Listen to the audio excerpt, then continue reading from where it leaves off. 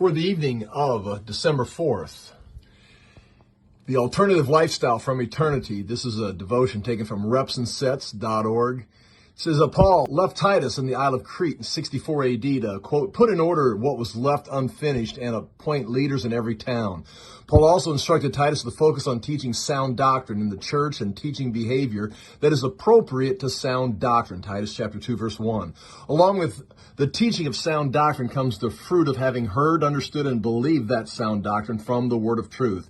In Titus chapter 3, Paul gives a series of behaviors that are appropriate to the believer's interaction with people and governments of this age. To be subject to the rulers, he says. Be obedient, to do whatever is good, to slander no one, to be peaceable, to be considerate, to be gentle.